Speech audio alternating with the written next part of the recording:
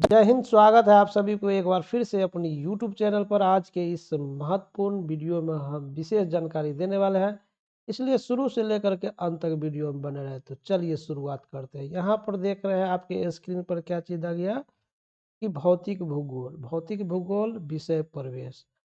तो इसमें टोटल जो है 8 पेज है और 8 पेज को मैं सिर्फ पढ़कर सुनाने वाला हूँ। उसके बाद जो है बारी बारी से इसके बाद में जो है नेक्स्ट वीडियो में जो है उसके विस्तार पूर्वक बताया जाएगा। तो चलिए शुरुआत करते हैं। तो यहाँ पर दिया हुआ है कि भौतिक भूगोल की प्रकृति, यानी कि नेचर ऑफ फिजिकल ज्योग्राफी। भौतिक भूगोल भूगोल की प्रधान तथा सर प्रमुख शाखा है। भौतिक भूगोल सामाजिक विज्ञानों, खासकर मानव एवं सांस्कृतिक भूगोल की आधारशिला है।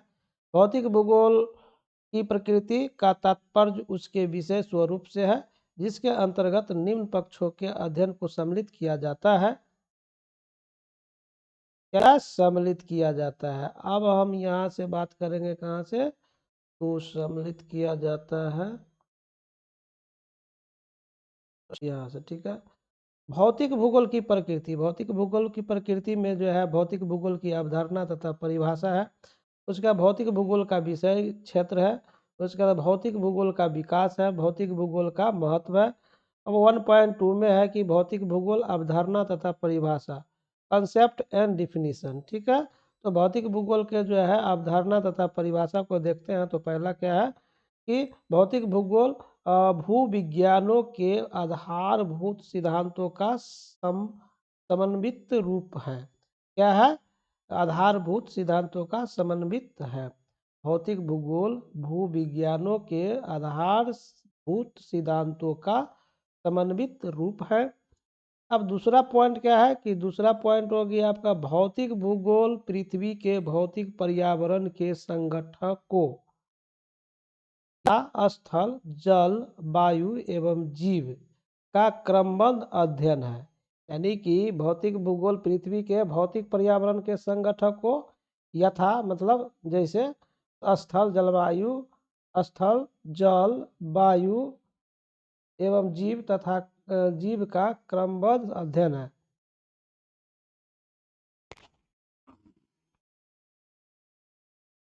अब क्या है कि भौतिक भूगोल पृथ्वी के स्थल रूप सॉरी भौतिक भूगोल पृथ्वी के स्थल मंडल, जल मंडल, वायुमंडल, हिममंडल तथा जैवमंडल का वैज्ञानिक अध्ययन है।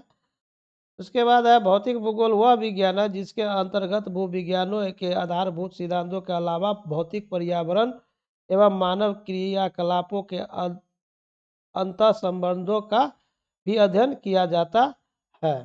उसके बाद है आपको जो है उपर्युक्त अवधारणाओं के आधार पर भौतिक भूगोल की निम्न परिभाषा प्रस्तुत है। उसके बाद जो है नेक्स्ट चलते यहाँ से फिर भौतिक भूगोल पृथ्वी के भौतिक पर्यावरण का क्रमबद्ध अध्ययन करने वाला विज्ञान है, जिसके अंतर्गत स्थल मंडल, जलमंडल और हिममंडल, वायुमंडल तथा जैवमंडल व्याख्यात्मक विवेचना किया जाता है। सविंदर सिंह 2009 के अनुसार से। ये हो गया भौतिक भूगोल का जो है परिभाषा है। उसके बाद जो है नीचे है कि 1.3 में दिया हुआ है भौतिक भूगोल विषय क्षेत्र तथा विकास। भौतिक भूगोल के उपर्युक्त अवधारणाओं, कंसेप्ट एवं परिभाषाओं से भौतिक भूगोल के विषय क्षेत्र पर क्या पर्याप्त पड़ता है।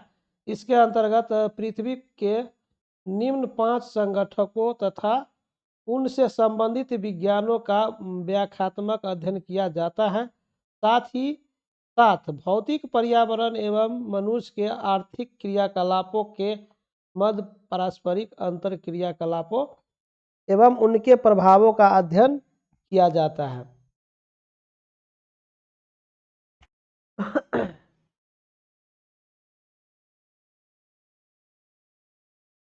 स्थल मंडल भू आकृतिक विज्ञान, जल मंडल समुद्र विज्ञान, हिममंडल हिम विज्ञान, उसके बाद वायुमंडल जलवायु विज्ञान, जैव मंडल भूगोल। उपर्युक्त संगठकों को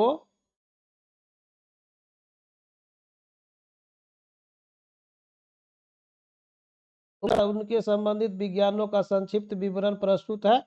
इन विषयों तथा विज्ञानों के विकासीय दशाओं का उल्लेख भी किया जा रहा है। स्थलमंडल भूआकृतिक विज्ञान जियोमॉर्फोलॉजी। भूआकृतिक विज्ञान के अंतर्गत स्थलमंडल के उच्चावचों को उनके निर्माणक कर्मों, अंतर्गत एवं बहिर्जात बलों तथा उनके एवं मानव के अंतर संबंधों का अध्ययन किया जाता है एवं मानव के अंतर संबंधों का अध्ययन किया जाता है। भूला भूआकृतिक विज्ञान मुख्य रूप से, यहाँ देखिए भूलाकृति लिखा हुआ है, क्या होगा भूआकृतिक विज्ञान मुख्य रूप से स्थल स्वरूपों का अध्ययन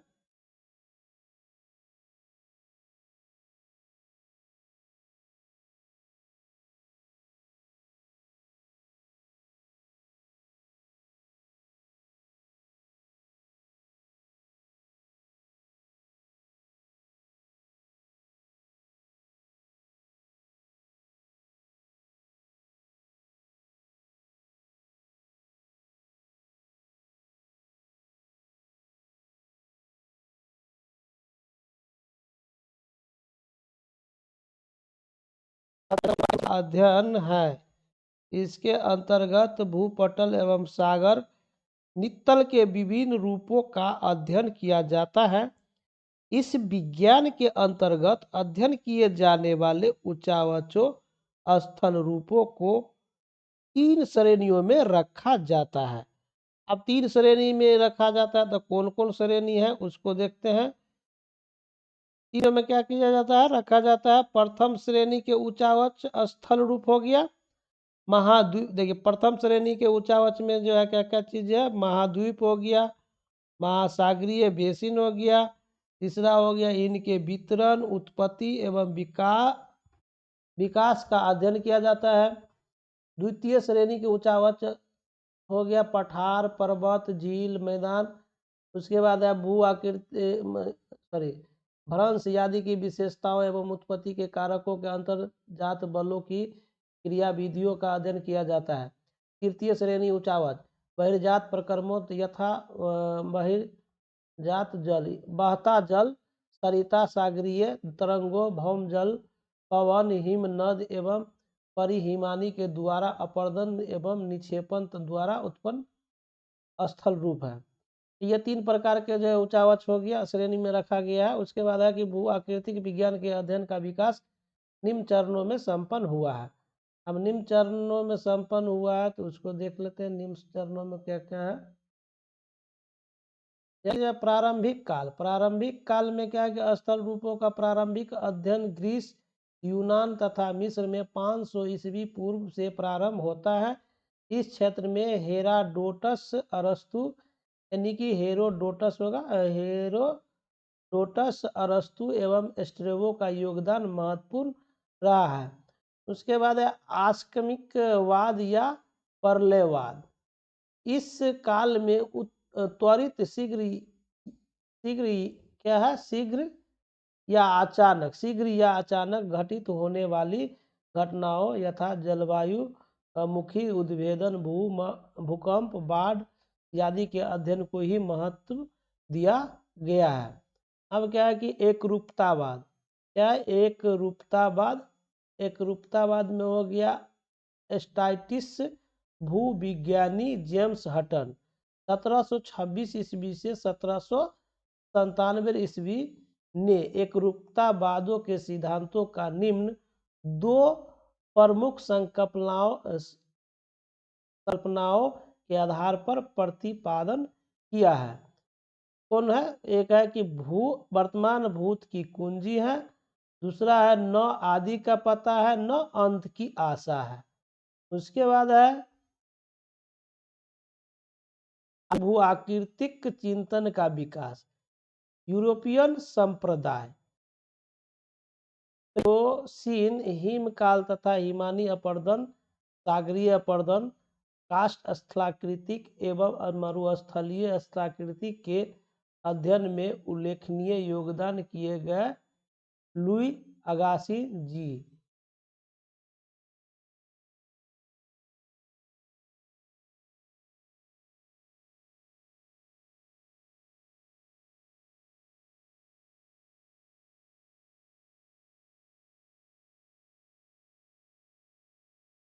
S Mark, James Geikie, Albert Penck, Walter Penck, क्या बुकनर, जे वाल्टर क्या पसर जे आदि ने विभिन्न क्षेत्रों में महत्वपूर्ण योगदान किया है। दूसरा हो गया अमेरिकन संप्रदाय। तो अमेरिकन संप्रदाय में हो गया कि जॉन पावेल। अपर्दन का आधार तल जी के गिलबर्ट स्थल रूपों के निर्माण से संबंधित कई नियमों, गतिक संतुलन आदि का प्रतिपादन। विलियम मेरिस डेविस भौगोलिक चक्र, अनाच्छादन, कालक्रम, अपर्दन का समान चक्र आदि ने 19वीं सदी के उत्तरार्ध एवं 20वीं सदी के प्रथम धी में उल्लेखनीय योगदान किया है। तीसरा हो गया कि 20वीं सदी में भूआकृतिक विज्ञान का विकास हुआ। डेविस द्वारा प्रतिपादित भौगोलिक चक्र अपर्दन के आधार पर लगभग सभी स्वाकृतिक प्रक्रमों, सागरीय तरंग, वायु, भूमिगत जल, हिमानीय एवं परिहिमानीय द्वारा अपर्दन चक्र का निम्न विज्ञानियों द्वारा प्रतिपादित किया गया।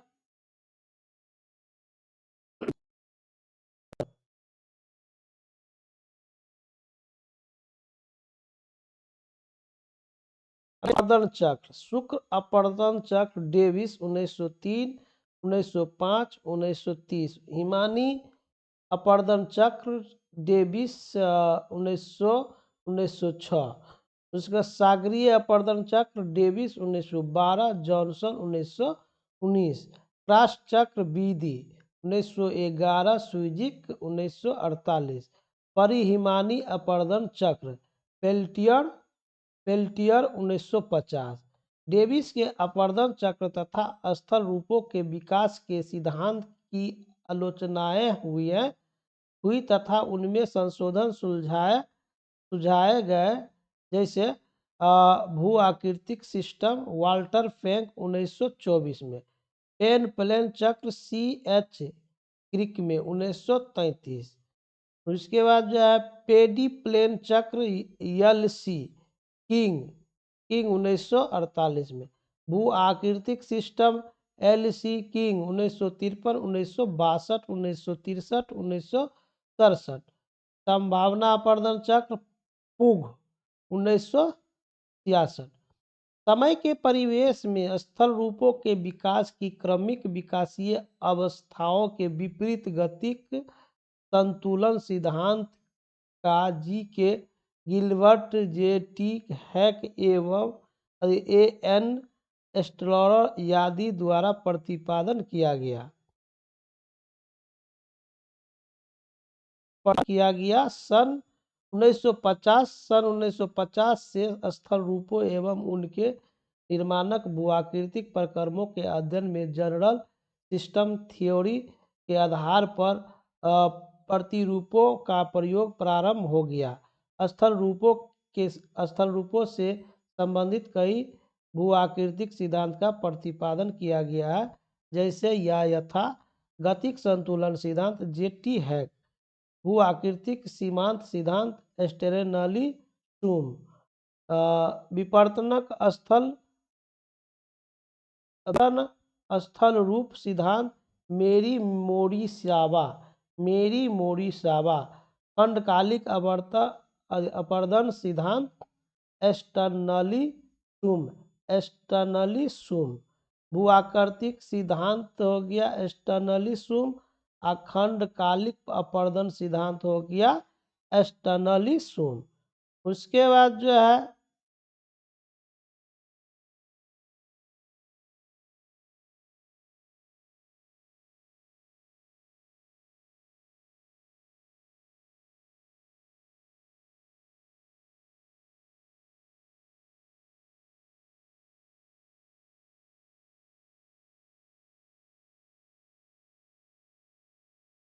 विज्ञान क्या मानव जनिक भूआकृतिक विज्ञान, नगरीय भूआकृतिक विज्ञान, भूआकृतिक आपदाएं, भूआकृतिक के विज्ञान की नई उपशाखाएं का विकास हुआ। जल समुद्र विज्ञान, जलमंडल या सागरों के अध्ययन को समुद्र विज्ञान कहते हैं।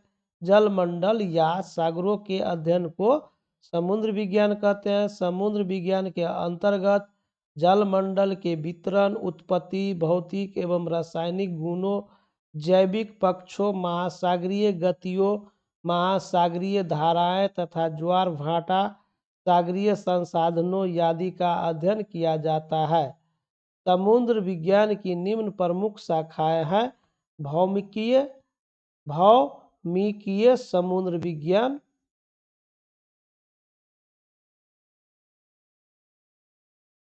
ओशनोग्राफी, क्या है जियोलॉजिकल ओशनोग्राफी, क्या है जियोलॉजिकल ओशनियोग्राफी। इसके अंतर्गत निम्न अध्ययन किया जाता है: सागरीय नित्तल की विशेषताओं, महासागरीय बेसन की उत्पत्ति, संचलन तथा सागरीय तली का प्रसरण, अपसाद तथा निक्षेप आदि। भू आकृतिक समुद्र विज्ञान इस अंतर्गत निम्न का अध्ययन सम्मिलित किया जाता है: मोर्फोलॉजिकल ओशनोग्राफी, भू आकृतिक समुद्र विज्ञान। इसके अंतर्गत निम्न अध्ययन सम्मिलित किया जाता है। पहला हो गया सागरीय तरंगों द्वारा तटीय अपर्दन की क्रिया विधियों एवं उनसे उत्पन्न अपर्दन एवं निक्षेप जनित स्थल रूप। उसके बाद है भौतिक समुद्र विज्ञान। भौतिक समुद्र विज्ञान के अंतर्गत महासागरीय जल के भौतिक गुणों तथा सागरीय जल का तापमान एवं घनत्व के विभिन्न पक्षों का अध्ययन किया जाता है। रासायनिक समुद्र विज्ञान, तो इसके अंतर्गत सागरीय लवणता के अध्ययन पर विशेष बल दिया जाता है, क्योंकि यह सागरीय जल के घनत्व, सागरीय जल की गतियों, वाष्पीकरण प्रक्रिया तथा सागरीय जीवों का प्रभावित एवं नियंत्रित करती है। गतिक समुद्र विज्ञान, डायनामिक ओशनोग्राफी। प्रमुख विषय सागरीय तरंगों एवं महासागरीय धाराओं, ज्वार भाटा, सुनामी, ज्वारीय एवं तूफान तरंगों का अध्ययन महत्वपूर्ण होता है। उसके बाद जो है जैव समुद्र विज्ञान, बायोलॉजिकल ओशनोग्राफी, जैव समुद्र विज्ञान। इसके अंतर्गत निम्न के अध्ययन को सम्मिलित किया जाता है: पहला सागरीय पौधों, सागरीय जंतुओं, सागरीय सूक्ष्म जीवों की विशेषताओं एवं उनका वितरण। दूसरा पॉइंट है सागरीय आवास, सागरीय तरभूमि। तीसरा हो गया सागरीय बायोम, सागर परिस्थितिकीय उत्पादकता आदि। आर्थिक समुद्र विज्ञान, इसके अंतर्गत जीवीय संसाधनों, खनिज संसाधनों, गैर परंपरागत ऊर्जा संसाधनों, ज्वारीय ऊर्जा, तरंग ऊर्जा तथा बायोमास ऊर्जा के वितरण, भंडार एवं विदोहन की संभावनाओं का अध्ययन किया जाता है। अब है समुद्र विज्ञान का विकास। समुद्र विज्ञान का विकास, समुद्र विज्ञान का विकास है: पहला होमर 1000 ईस्वी पूर्व से इकैटियस 500 ईस्वी पूर्व के काल की उपलब्धियां निम्नवत रही है। पहला रूम सागर के विषय में ज्ञान। दूसरा पाइथस द्वारा ज्वार का अध्ययन। तीसरा टॉलमी द्वारा विश्व के मानचित्र का प्रस्तुतिकरण आदि। दूसरा पॉइंट हो गया अंध युग। अंध युग में जो है द्वितीय सदी ईस्वी से 14वीं सदी ईस्वी तक विज्ञान के क्षेत्र में कोई खास प्रगति नहीं हुई। तीसरा पॉइंट खोज एवं अन्वेषण का महायुग 15वीं सदी ईस्वी से 16वीं सदी ईस्वी के 200 वर्षों के काल को जागरण काल कहा जाता है।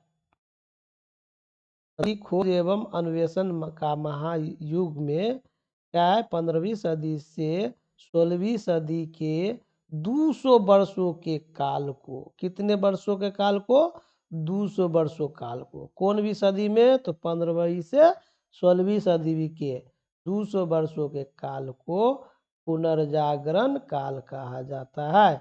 समुद्र विज्ञान के विकास में इस काल की निम्न उपलब्धियां रही है। क्या क्या उपलब्धियां रही है सो देखते हैं। पहला हो गया आपका कोलंबस।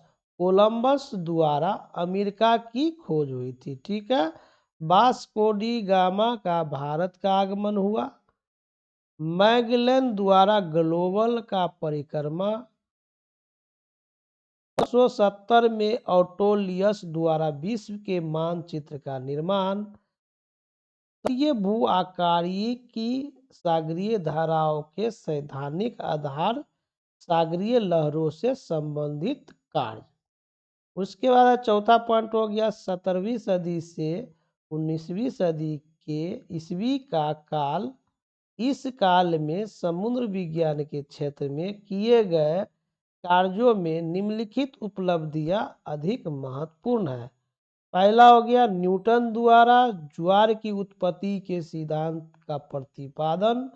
दूसरा हो गया एडवर्ड फोर्स 1815 से 1854 ईस्वी द्वारा गहराई में रहने वाले सागरीय जीवों के प्रकारों, विशेषताओं एवं उनके वितरण का अध्ययन।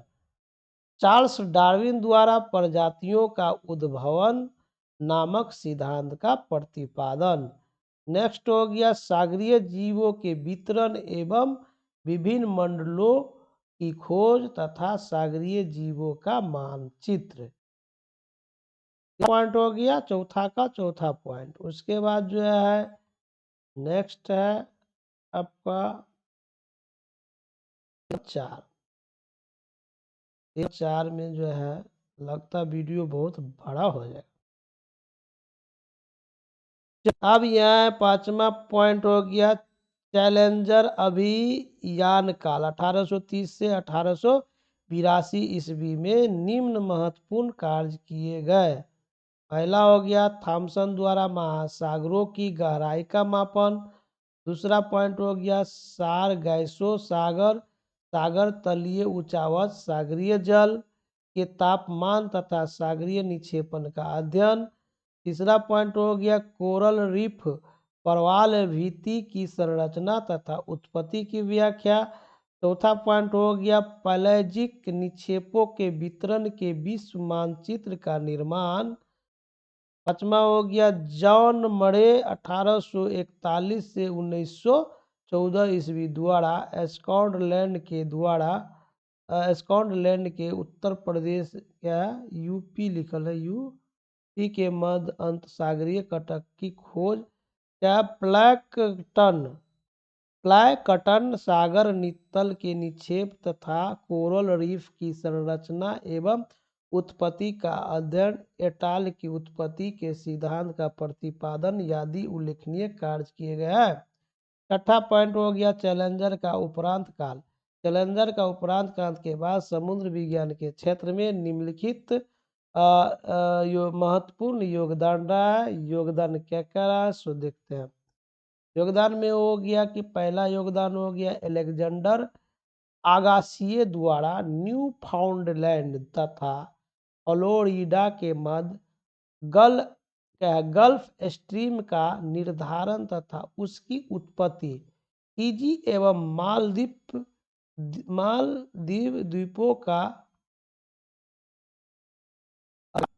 सागरीय भागों में जीवों का अध्ययन।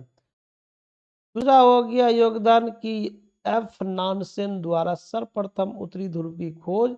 आर्कटिक सागर के वायुमंडलीय एवं सागरीय संरचना प्रतिरूप का अध्ययन। सातवां पॉइंट हो गया आपका 20वीं सदी में समुद्र विज्ञान की प्रगति।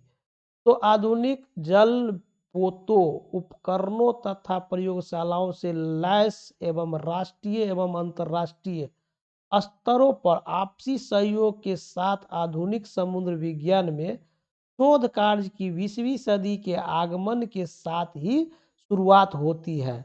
उसके बाद जो है दूसरा पॉइंट हो गया 20वीं सदी में समुद्र विज्ञान के विकास में निम्न प्रगति हुई है। क्या क्या प्रगति हुई है? तो पहला हो गया एक्सपेरिमेंटल डिजाइन का विकास, दूसरा हो गया अंतर विषयक उपागम का उपयोग, तीसरा हो गया समुद्रों से संबंधित आंकड़ा समूह को प्राप्त करने के लिए अत्याधुनिक उपकरणों तथा विधियों का उपयोग, चौथा हो गया आपका सागरीय जीवों, सागरीय अवसादों एवं निक्षेपों, सागरीय जल यादि के नमूनों के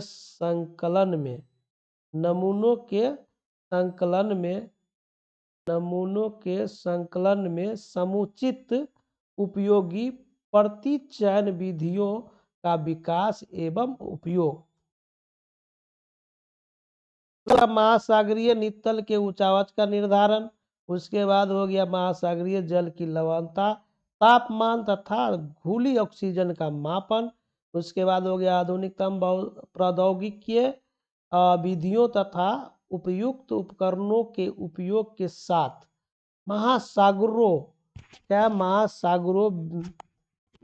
स्तरीय सर्वेक्षण, उसके बाद होगा सरकारी एजेंसियों द्वारा आर्थिक सहायता, उसके बाद होगा सागरीय शोध का बढ़ावा देने के लिए सागरीय संस्थाओं तथा संस्थानों का स्थापना, उसके बाद हो गया सागरीय शोधों में अंतर्राष्ट्रीय योजनाओं तथा बहुराष्ट्रीय संगठनों एवं सहयोग की शुरुआत, उसके बाद हो गया तकनीकी स्तर पर सर्वाधिक विकसित जलयानों उपकरणों तथा प्रशिक्षित वैज्ञानिकों के साथ कई महासागरों अभियान प्रारंभ किए गए। यदि में हो गया उल्लेखनीय है कि वर्तमान समय में समुद्र विज्ञान का अध्ययन अधिक महत्वपूर्ण हो चला है, क्योंकि सागरों का आर्थिक एवं सामरिक महत्व दिन प्रतिदिन बढ़ता जा रहा है।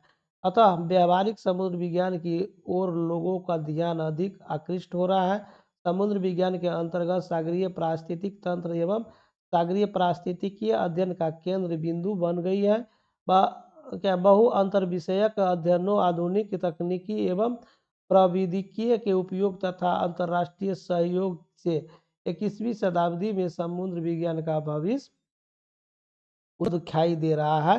सागर तल में वृद्धि, उष्णकटिबंधीय चक्रवातों की आवृत्ति तथा प्रचंडता में वृद्धि, प्रवाल विरंजन की बढ़ती घटनाएं, एल नीनो परिघटना में वृद्धि, आर्कटिक सागर में हिम चादरों का पिघलाव, सन 2004 में कातिल सुमंत्रा सुनामी का भयावह घटना आदि ऐसी घटनाएं हैं जिन्होंने वर्तमान में सदी में सामुद्रिक शोधों का अत्यधिक सार्थक एवं महत्वपूर्ण बना दिया।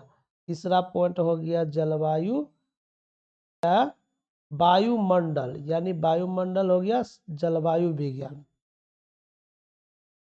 वायु विज्ञान को समझते हैं। पृथ्वी के चारों तरफ फैले गैसीय आवरण वाले वायुमंडल के विभिन्न पक्षों के अध्ययन को जलवायु विज्ञान कहते हैं। तो जलवायु विज्ञान किसे कहते हैं?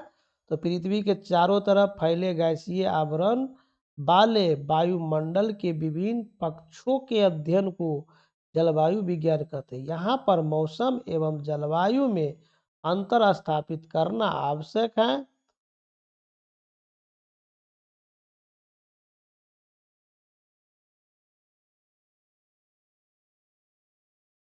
दिन, सप्ताह तथा महीना, मतलब मौसम में क्या है कि लघु समय, दिन, सप्ताह तथा महीना के संदर्भ में किसी स्थान की वायुमंडलीय दशाओं यथा तापमान, वायु दाब, पवन, आर्द्रता, दृश्यता के सम्मिलित रूप में मौसम कहते हैं, जो एक स्थान से दूसरे स्थान तथा एक समय से दूसरे समय में अत्यंत परिवर्तनशील होता है। जलवायु लंबी अवधि कई वर्ष के दौरान मौसम संबंधी दशाओं को साधारणीकरण को जलवायु कहते हैं। लंबी अवधि यानी कई वर्ष के दौरान मौसम संबंधी दशाओं के साधारणीकरण को क्या कहते हैं, जलवायु कहते हैं। इसी तरह स्पष्ट है कि यदि मौसम वायुमंडल की क्षणिक एवं अल्पकालिक दशा का बोध कराता है तो जलवायु दीर्घकालिक औसत मौसम संबंधी दशा का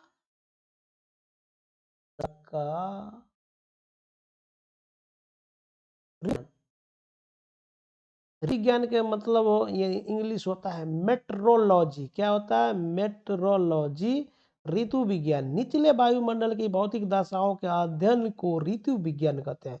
निचले वायुमंडल की भौतिक दशाओं के अध्ययन को ऋतु विज्ञान कहते हैं। इस जिसके अंतर्गत वायुमंडल के तत्वों या घटनाओं एवं गतियों के मुख्य रूप से पवन संचार का इस उद्देश्य के साथ अध्ययन किया जाता है। इन गतियों की व्याख्या की जा सके और मौसम का पूर्वानुमान भी किया जा सके। वायु विज्ञान एरोलॉजी क्या है, एरोलॉजी मतलब वायु विज्ञान। और वायु विज्ञान ऋतु विज्ञान की एक शाखा है जिसके अंतर्गत वायुमंडल की रासायनिक एवं भौतिक संरचना का अध्ययन किया जाता है। इसे एक एरोनॉमी भी कहते हैं। वास्तव में ऊपरी वायुमंडल के अध्ययन करने वाले विज्ञान को वायु विज्ञान कहते हैं। ऊपरी वायुमंडल के अध्ययन करने वाले को क्या कहते हैं, वायु विज्ञान। अब हम बात करते हैं जलवायु की शाखाएं। तो जलवायु विज्ञान की शाखाएं। जलवायु विज्ञान की निम्नलिखित 3 उपशाखाएं हैं। पहला हो गया भौतिक गतिक जलवायु विज्ञान। भौतिक या गति जलवायु विज्ञान के अंतर्गत ऊष्मा एवं ऊर्जा, वायु संचार तथा आर्द्रता के स्थानांतरण एवं आदान प्रदान में स्थानिक एवं कालिक विभिन्नताओं के कारकों एवं कारणों की व्याख्या की जाती है। दूसरा हो गया प्रादेशिक जलवायु।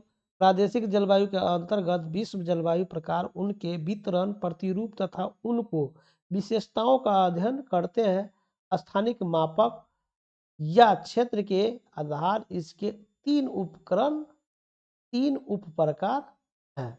अब 3 उपकार कौन कौन है तो देखते हैं यहाँ।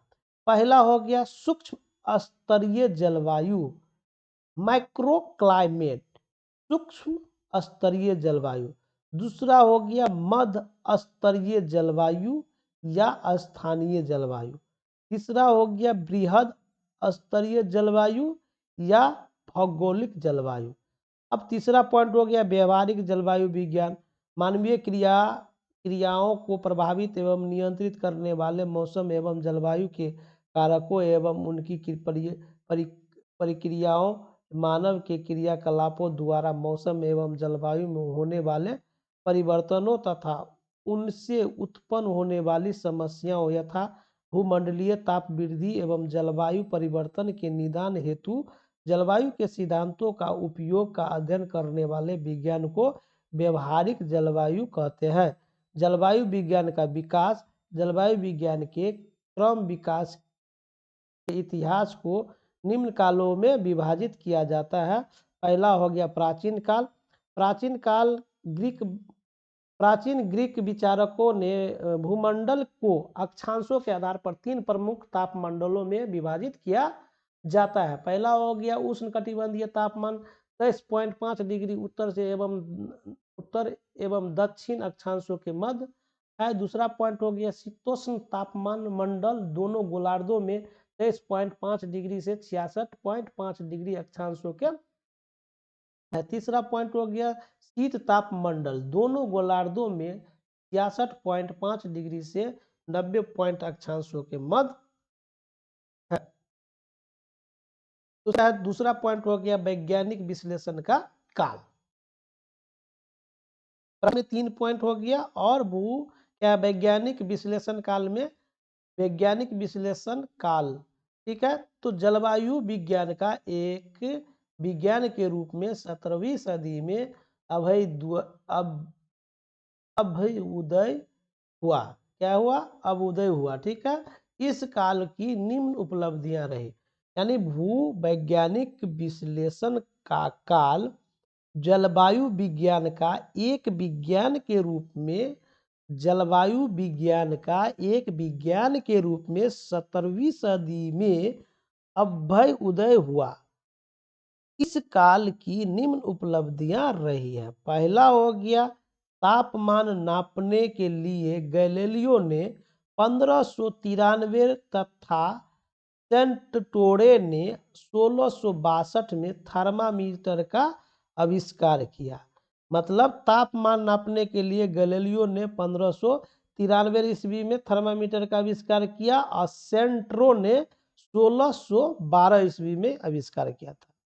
तो तापमान नापने के लिए गैलीलियो ने 1593 ईस्वी में तथा सेंट्रो ने 1612 ईस्वी में थर्मामीटर का आविष्कार किया। दूसरा पॉइंट हो गया, वायुमंडलीय दाब के मापने के लिए टोरीसेरी द्वारा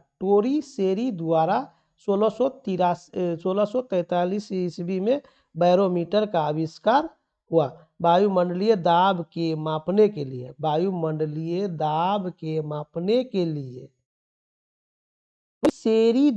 किसके द्वारा? टोरीसेरी द्वारा 1643 ईस्वी में बैरोमीटर का आविष्कार किया। किसका आविष्कार किया? बैरोमीटर का आविष्कार किया। बैरोमीटर का आविष्कार क्यों किया? तो वायुमंडलीय दाब के मापन के लिए। किसके द्वारा? तो टोरीसेरी द्वारा।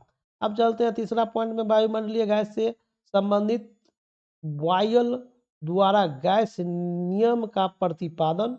उसके बाद चौथा पॉइंट हो गया, हैडेली द्वारा 1755 में उष्णकटिबंधीय पवन संचार से संबंधित हाइडीली कोशिका नाम से कोशिका मंडल का प्रतिपादन। उसके बाद हो गया आपका पांचवा, सन 1641 के में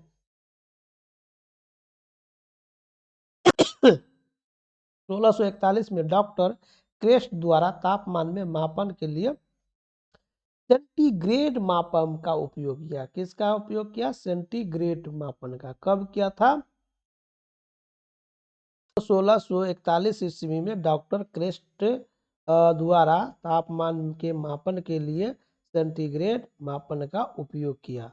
ठीक है, उसके बाद चलते हैं, छठा पेज हो गया, 6 पेज नहीं तो थोड़ा लग रहा है। चलिए कोई दिक्कत नहीं है, पूरी जानकारी के साथ लगे रहिए। है कि ये वीडियो देखिए, सुनिए, बेसिक जानकारी मिलेगा। अब यहाँ से चलते हैं प्रादेशिक वर्णन काल। ठीक है, कौन था? प्रादेशिक वर्णन काल। प्रादेशिक वर्णन काल में जो है क्या है कि पहला पॉइंट हो गया, 18वीं एवं 19वीं सदी तक मौसम के तत्वों का प्रादेशिक एवं भूमंडलीय स्तर पर अध्ययन चलता रहा है। क्या है? अध्ययन चलता रहा। मौसम मानचित्र का निर्माण प्रारंभ हो गया। ल्यूक होवार्ड द्वारा सर्वप्रथम सन 1803 में बादलों का वर्गीकरण किया गया।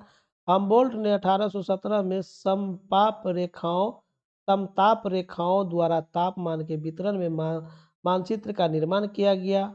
उसके बाद अगस्त द्वारा 1825 में साइकोमीटर नामक आर्द्रमापी यंत्र का आविष्कार किया।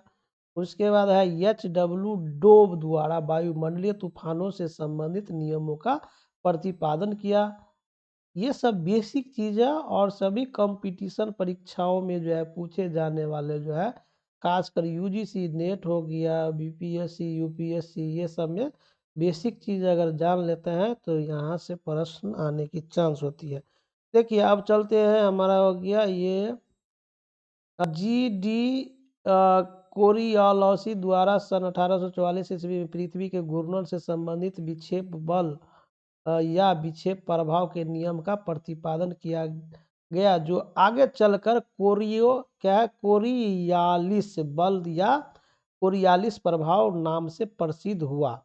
उसके बाद है कि अगला पॉइंट हो गया कि आगे चलकर कोरियालिस बल के प्रभाव के आधार पर वायु की दिशा तथा वायु दाब संबंधी निम्न दो नियमों का प्रतिपादन किया गया। अब दो नियम को हो गया फेरल का नियम। पहला नियम हो गया फेरल का, दूसरा नियम हो गया बाइस बायलट का नियम। बरभास ने 1845 में सर्वप्रथम बरवास ने 1845 में प्रथम विश्व वर्षा मानचित्र तैयार किया। तो प्रश्न परीक्षाओं में आ सकता है कि प्रथम विश्व वर्षा मानचित्र कब तैयार किया गया और किसने किया। तो आपको यहाँ से जो है क्या है कि बरहाउस ने 1845 में प्रथम विश्व वर्षा मानचित्र का तैयार किया। ठीक है, प्रथम विश्व मानचित्र तैयार कब हुआ था? 1845 में। किसने किया? तो बरहाउस ने। अब चलते यहाँ से जो है प्रश्न लेने हैं। जर्मन जलवायु वेता क्या व्लादिमीर कोपेन ने सन 1900 ईस्वी में विश्व जलवायु का वर्गीकरण प्रस्तुत किया। जर्मन जलवायु वेता व्लादिमीर कोपेन ने सन 1900 ईस्वी में विश्व जलवायु का वर्गीकरण प्रस्तुत किया। विश्व जलवायु का वर्गीकरण प्रस्तुत कब किया? तो 1900 ईस्वी में। कौन किया था? तो व्लादिमीर कोपेन ने, जर्मन भूगोलवेता ने, जलवायु वेता ने। अब क्या है कि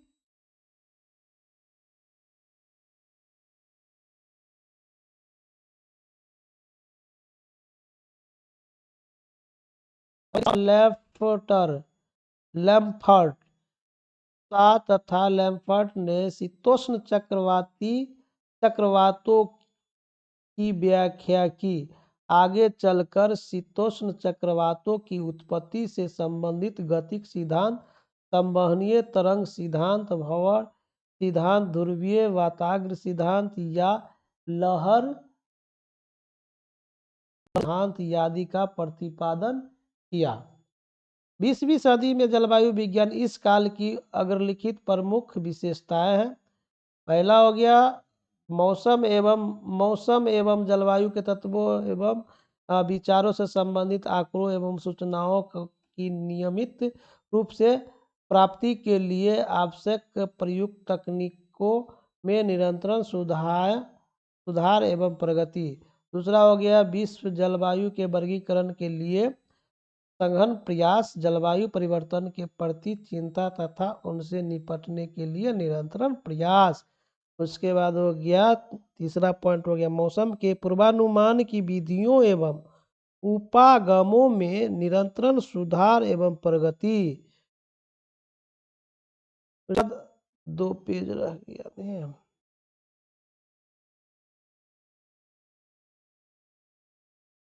पॉइंट हो गया व्यवहारिक जलवायु विज्ञान पर अधिकाधिक ध्यान, मतलब सबसे ज्यादा ध्यान। उसके बाद हो गया भूमंडलीय पर्यावरण में परिवर्तन, तजनित जलवायु परिवर्तनों की रोकथाम के लिए अंतर्राष्ट्रीय सहयोग में निरंतर वृद्धि, मुख्य रूप से स्थानीय, प्रादेशिक एवं जलमंडलीय स्तरों पर मानव जनित पर्यावरण अवनयन एवं प्रदूषण तथा उनसे होने वाले संभावित जलवायु परिवर्तन के कारणों, खासकर ओजोन क्षरण एवं हरित गृह गैसों के उत्सर्जनों में वृद्धि तथा उनके वायुमंडलों में बढ़ते सांद्र पर गहरी चिंता तथा उनसे निपटने के लिए ठोस कदम उठाने की दिशा में निरंतर प्रयास। चौथा हो गया जैव मंडल यानी कि जैव भूगोल, क्या है कि बायो जियोग्राफी के मतलब हो गया जैव भूगोल। क्या है कि जैव भूगोल पृथ्वी की सतह के चारों तरफ व्यास आवरण को जैव मंडल कहते हैं। जैव मंडल किसे कहते हैं? तो पृथ्वी की सतह के चारों तरफ व्यास आवरण को जैव मंडल कहते हैं। व्यास आवरण को क्या कहते हैं? जैव मंडल। पृथ्वी की सतह के चारों तरफ व्यास आवरण को, पृथ्वी की सतह के चारों तरफ व्यास आवरण को जैव मंडल कहते हैं, जिसमें वनस्पतियों तथा जंतुओं की सभी प्रजातियों बिना किसी रक्षक साधन के विकसित होती है। जैव मंडल के दो प्रमुख संगठक होते हैं। पहला भौतिक संगठक,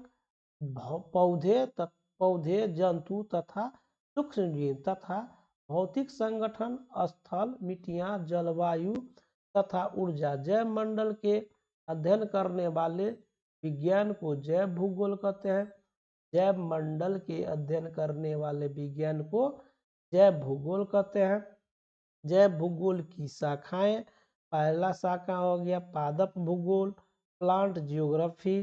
दूसरा हो गया जंतु भूगोल, क्या है, जू जियोग्राफी। तो पौधों एवं जंतुओं के समुदाय के अध्ययन के उपागमों के आधार पर जैव भूगोल को निम्न 3 शाखाओं में विभाजित किया जाता है। पहला हो गया पारिस्थितिकीय जैव भूगोल। क्या है? पारिस्थितिकीय जैव भूगोल, इकोलॉजिकल बायोजियोग्राफी। हो गया ऐतिहासिक जैव भूगोल। तीसरा हो गया संरक्षण जैव भूगोल। अब दूसरा पॉइंट हो गया जैव भूगोल ऐतिहासिक विकास। जैव का आधार प्रारंभ में आरंभिक प्रकृति वैज्ञानिक अन्वेषकों प्रकृति वैज्ञानिक यथा Humboldt, Edward Forbes, Joseph Hooker, Louis Agassiz, Alfred Wallace, Charles Darwin आदि के कार्यों पर निर्भर करता है। अमेरिकी क्या है? आर्मिक काल में जीवों एवं असंगतियों की व्याख्या तथा स्पष्टीकरण के लिए निम्न 2 संकल्पनाएं विकसित हुई है। पहला हो गया भौतिक पर्यावरण के साथ अनुकूलन। दूसरा हो गया प्राकृतिक चयन। इन कल्पनाओं के आधार पर चार्ल्स डार्विन के प्रजातियों के उद्भव तथा विकास के सिद्धांत का प्रतिपादन हुआ। जैव भूगोल के विकास में निम्न विद्वानों के योगदान महत्वपूर्ण है। इनका संक्षिप्त उल्लेख अगली पंक्तियों में दिया जा रहा है। जॉर्ज बफन, उत्तरी अमेरिका। जॉर्ज बफन 1761। उत्तरी अमेरिका एवं यूरोप के अधिकांश जंतुओं खासकर स्तनधारी में समानता पाई जाती है। दूसरा पॉइंट हो गया पृथ्वी से विभिन्न जीवों का विलोपन हो जाता है तथा वे अदृश्य हो जाते हैं। तीसरा हो गया दक्षिणी अमेरिका तथा अफ्रीका के कई उष्णकटिबंधीय जंतुओं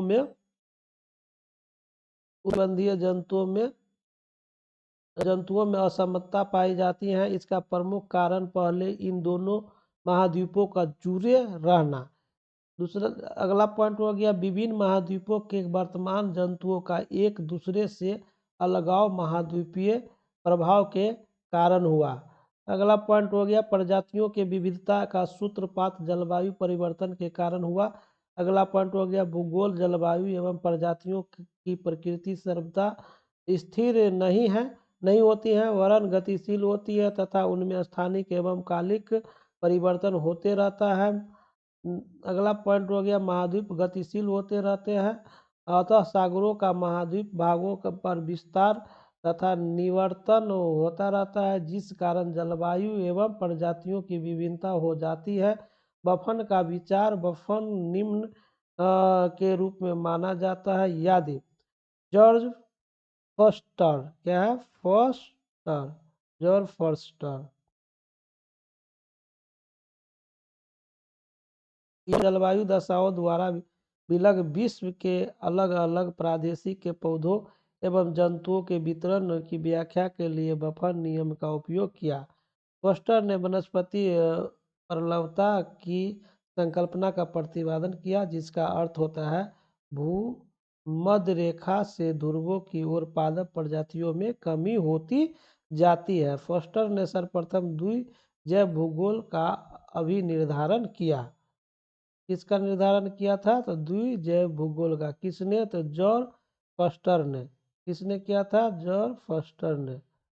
अब हम चलते हैं Alexander von Humboldt. Alexander von Humboldt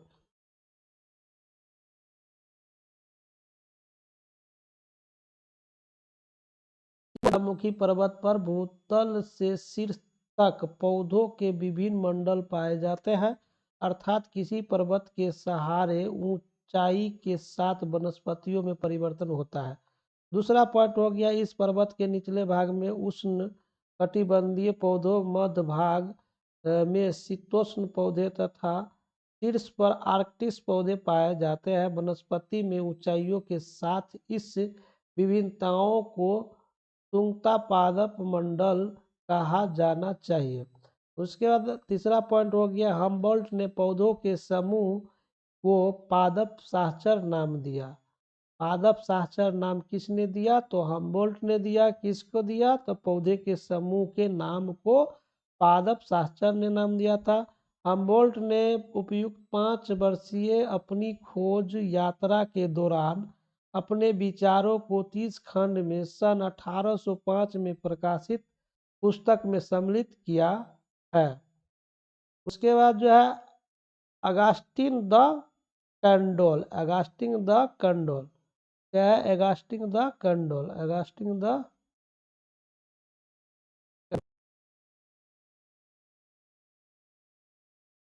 Shastri Candolle ने जैव भूगोल में निम्न योगदान दिया। प्रसिद्ध वनस्पति शास्त्री कैंडोल ने जैव भूगोल में निम्न योगदान दिया। पहला योगदान क्या है कि जल, वायु तथा जंतुओं की पादप विस्तरण के सक्रिय कारण के रूप में पहचान के अलावा कैंडोल ने पौधे का प्रसरण के अवरोधक के रूप में अवरोध, पर्वत एवं रेगिस्तान, जलीय अवरोधन, बृहदाकार झील तथा सागर तथा स्थानीय पौधे द्वारा आयातित पौधों से प्रतिस्पर्धा का भी अभी निर्धारण किया है। दूसरा पॉइंट हो गया आपका, कैंडोल ने सबसे पहले स्थानिक पादप की संकल्पना का प्रतिपादन किया। किसी निर्दिष्ट जलवायु पर्यावरणीय दशाओं वाले निर्दिष्ट क्षेत्र में उगने एवं विकसित होने वाले पौधों को स्थानीय पादप कहते हैं। उसके बाद तीसरा पॉइंट हो गया, कैंडोल ने 20 वनस्पति प्रदेशों का निर्धारण किया, जिनमें से 18 स्थलीय, महाद्वीपीय तथा 2 सागरीय मुख्य रूप से द्वीपीय प्रदेश वनस्पति मंडल थे। उसके बाद इन्होंने अप्रत्यक्ष रूप से पौधे के द्विध्रुवीय वितरण की संकल्पना का प्रतिपादन किया, अर्थात दोनों गोलार्धों उत्तरी तथा दक्षिणी में पौधों की शीतोष्ण प्रदेश की जल कुछ प्रजातियों की उभयनिष्ठता, कुछ प्रजातियों दोनों गोलार्धों के शीतोष्ण प्रदेशों में समरूप है। उसके बाद हो गया आपका कैंडोल ने पौधे के वियुक्त वितरण की संकल्पना का प्रतिपादन किया। कैंडोल ने पौधों की वियुक्त वितरण की संकल्पना का प्रतिपादन किया, अर्थात एक दूसरे से अलग थलग क्षेत्रों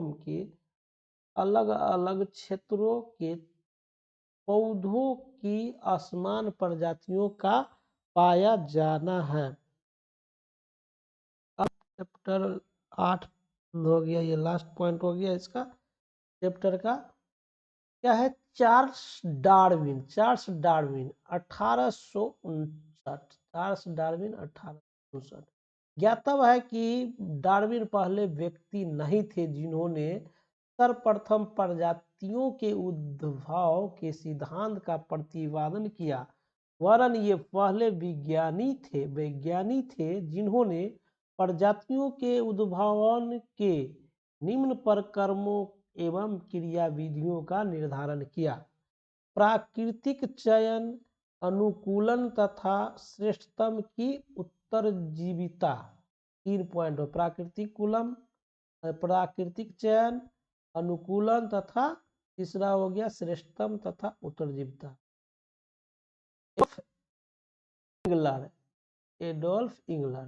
एडोल्फ इंगलर प्रथम वैज्ञानिक थे जिन्होंने पहली बार विश्व वनस्पति प्रदेशों का सन 1879 ईस्वी में निर्धारित किया तथा उन्हें मानचित्र पर प्रदर्शित किया। इन्होंने विश्व में 4 विशिष्ट एवं प्रमुख वनस्पति प्रदेशों का अभिनिर्धारण किया, जिनका नामकरण निम्न रूप में किया। पहला हो गया उत्तरी उष्ण कटिबंधीय प्रदेश, दूसरा हो गया प्राचीन उष्ण कटिबंधीय प्रदेश, तीसरा हो गया दक्षिणी अमेरिकी प्रदेश और चौथा हो गया प्राचीन महासागरीय प्रदेश। चौथा क्या हो गया? प्राचीन महासागरीय प्रदेश। अब जो है अल्फ्रेड रसेल बैलास, अल्फ्रेड रसेल बैलास, बैलास ने फिलिप एस्केलेटर, क्या है? एस्केलेटर 1858 के साथ मिलकर जंतुओं पर कार्य किया तथा जंतु भूगोल के क्षेत्र का संवर्धन किया। इन्होंने विश्व में निम्न 6 जंतु भौगोलिक प्रदेशों का निर्धारण किया तथा उन्हें विश्व मानचित्र पर दर्शाया। किस तरह से दर्शाया? तो पहला हो गया पूरा आर्कटिक जंतु प्रदेश, उसके बाद दूसरा हो गया नूतन आर्कटिक प्रदेश, तीसरा दिखाया अफ्रीकी प्रदेश, चौथा दिखाया प्राच्य प्रदेश, पांचवा दिखाया नयानवर्ती प्रदेश और छठा दिखाया ऑस्ट्रेलियन प्रदेश। अब अल्फ्रेड रसेल बैलास को प्राकृतिक चयन द्वारा प्रजातियों के उद्भवन की प्रक्रिया के प्रतिपादन का श्रेय दिया जाता है। बैलास की 2 पुस्तक द मलाय पिलियोगो, द जियो क्या है, the geographical distribution of animal and island life को जंतु भूगोल में महत्वपूर्ण योगदान माना जाता है।